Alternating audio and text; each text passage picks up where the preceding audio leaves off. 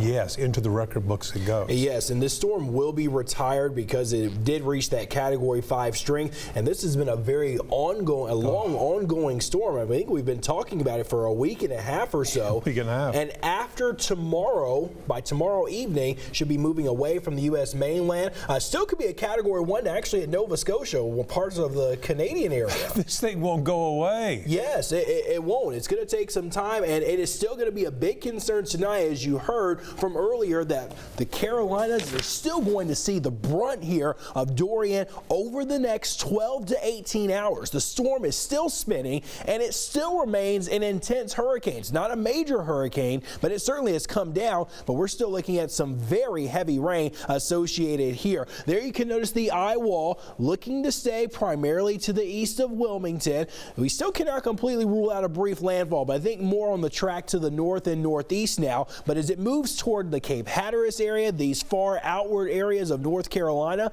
that's where we could have maybe a brief landfall occur into the day for tomorrow. Tornado watch still remains in effect because the threat for tornadoes will still exist. These are the current wind speeds. Wilmington at 33 mile-an-hour sustained winds. This buoy just to the south of the eye wall at 36. Let me show you though the gusts. The gusts are even more impressive, approaching near 50 in some of these areas, and as the storm continues to move up to the northeast, it will only pick up a bit more gusts as we go through tonight and tomorrow. Category 2 storm, sustained winds 100 miles an hour.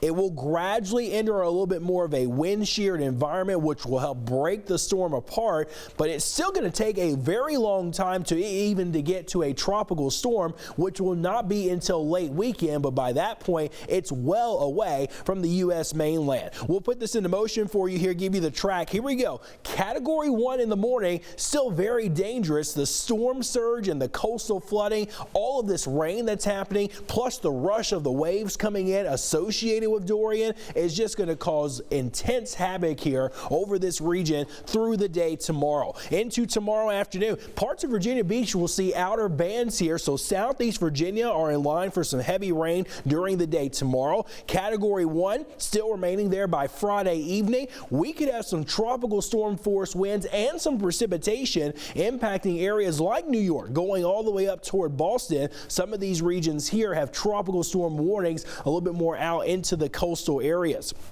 We talked about how it still could remain a Category 1 into Saturday afternoon. That will be moving over Halifax, Nova Scotia, and then eventually getting into the northern Atlantic before it will finally become a tropical storm. So we will put this thing to rest after tomorrow evening and tomorrow night. Temperatures for us here this afternoon, yeah, they continue to remain rather high. Upper 90s today, even a few spots around the lower 100s. This is what we're going to see again for tomorrow. There's your forecast, 77 8 a.m., 96 at noon, 101 at 5 o'clock. Let me show you, though, what the heat index is projected to look like for tomorrow, just to show you again that it's really the heat that we're primarily dealing with. It is not much of the humidity factor. It's dangerous heat, but the heat index is essentially the air temperature. Still important, though. Drink plenty of water. Give yourself plenty of breaks when you're outside. Even tomorrow evening, if you can, maybe bring a little portable fan with you to those Friday night football games. It will be hot early on.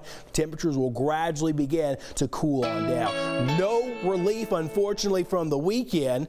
We're looking at highs up to 102, maybe 103 on Saturday. Next week, the humidity comes in, so that means the temperature goes down, but that means the heat index shoots back up. Fantastic. You're going to love that. Your suppleness will be returning. I'm going to be so supple. The rain chances do look slim. However, there is a low chance deep East Texas starting on Monday. All right.